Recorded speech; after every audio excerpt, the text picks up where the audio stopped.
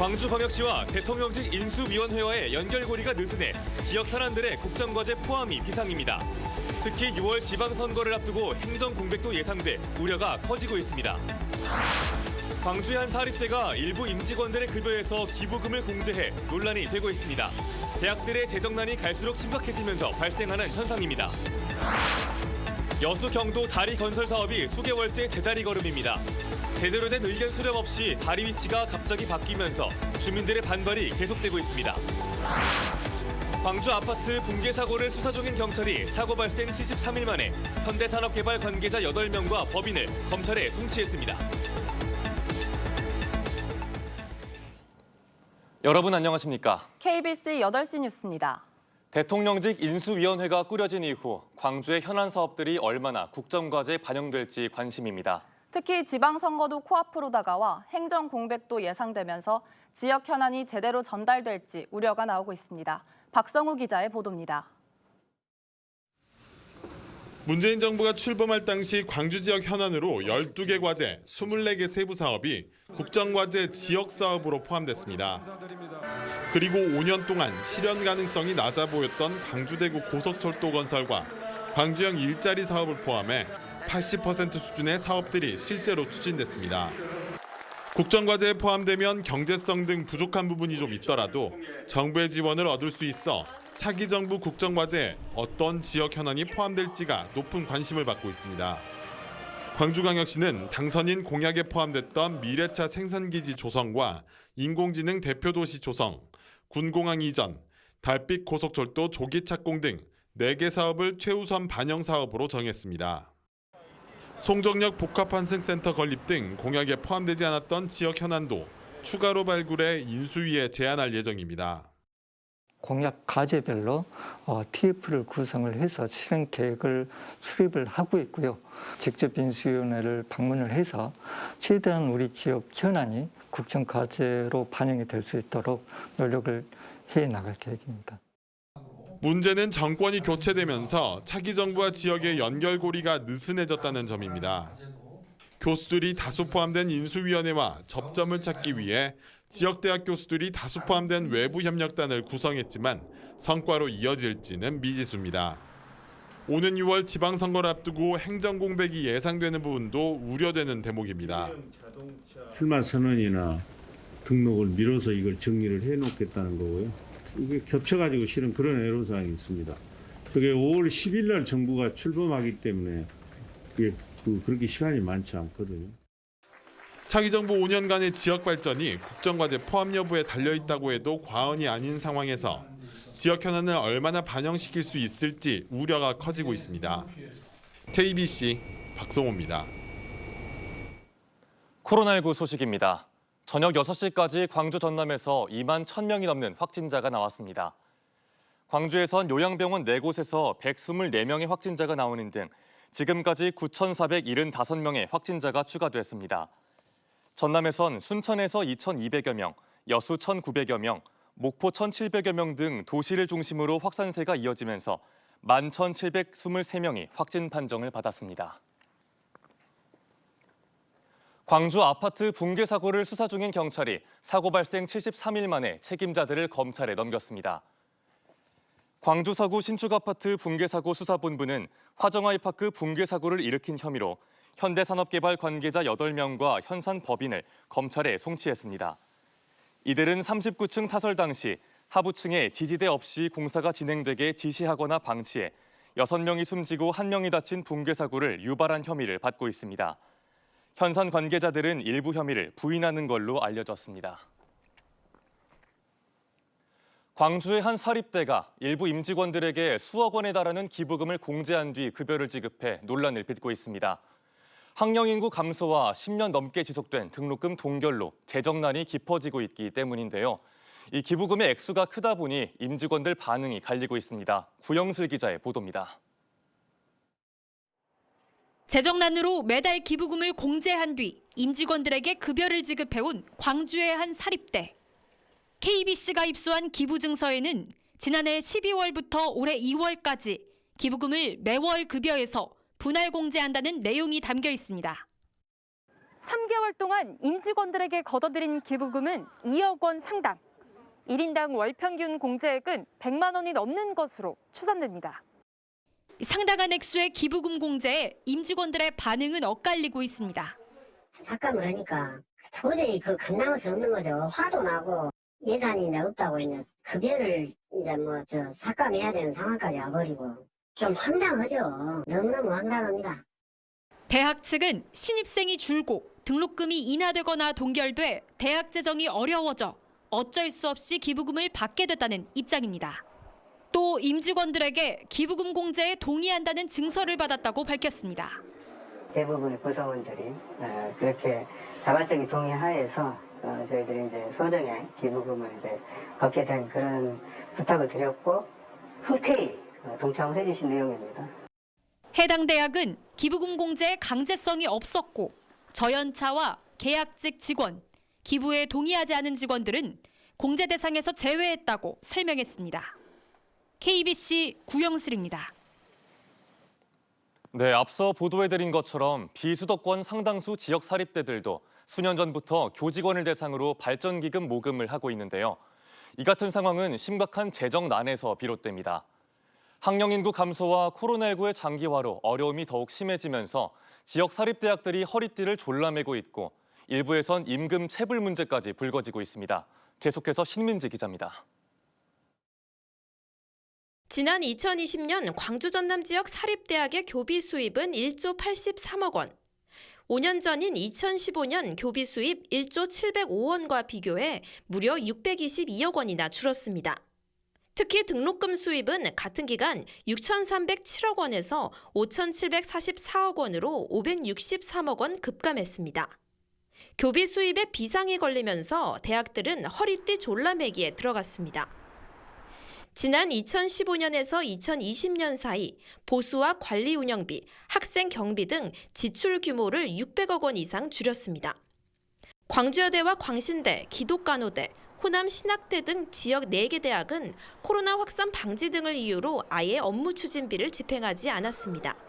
사실상 재정난에 대응하기 위해서라는 분석입니다. 학교 재정적으로 만약에 어렵다. 이들은 첫 번째로 업무 추진비 줄이기 시작해요. 세금 줄이기에도 나섰습니다. 오는 6월 종합부동산세 부과를 대비하기 위해 대학 법인이 소유한 자산 처분에도 비상이 걸렸습니다. 대학들이 어려워지잖아요. 그래서 아마 가지고 있는 땅들을 결국은 팔아야 될 겁니다. 긴장 상태로 지금 지켜보고 있는 겁니다. 재정 절벽에 내몰린 일부 대학에선 작년부터 보수 체불 등 잡음이 하나둘씩 터져나오고 있는 실정입니다. KBC 신민지입니다.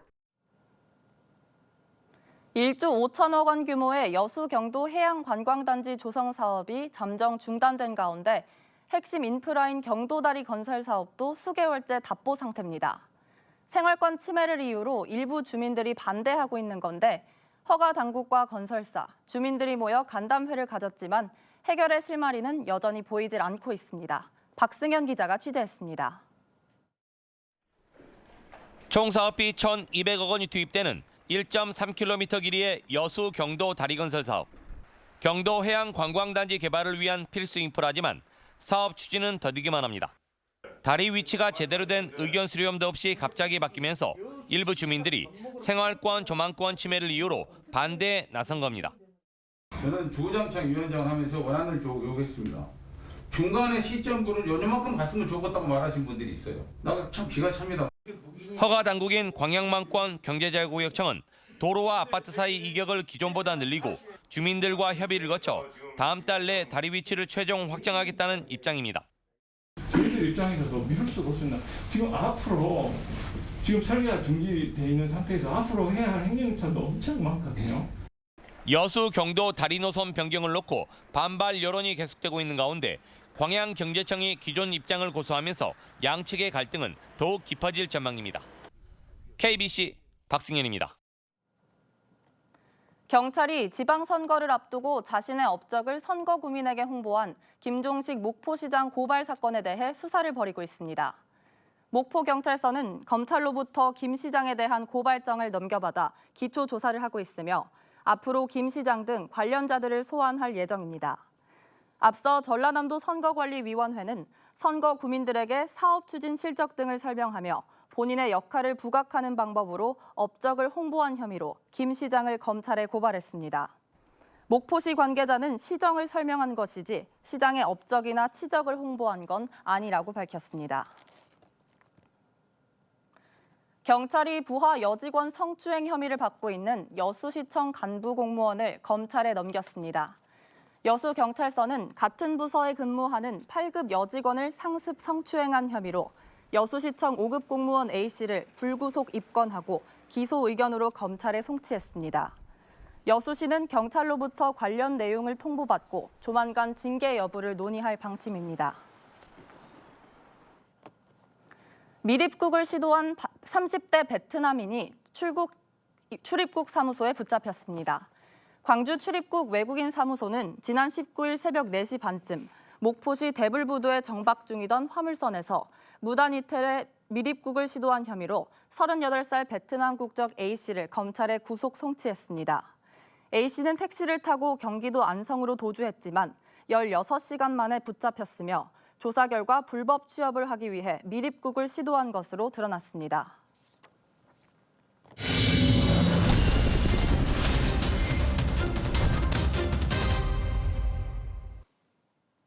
KBC가 주주총회를 갖고 전국 종합 콘텐츠 기업으로의 도약을 다짐했습니다.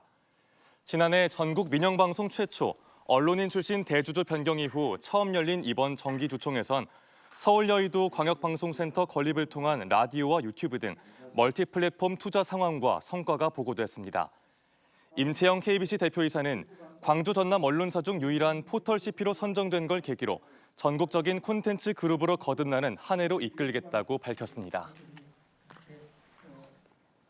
광주 경제자유구역청이 수소연료전지, 에너지 등 관련 8개 기업과 535억 규모의 투자 협약을 체결했습니다.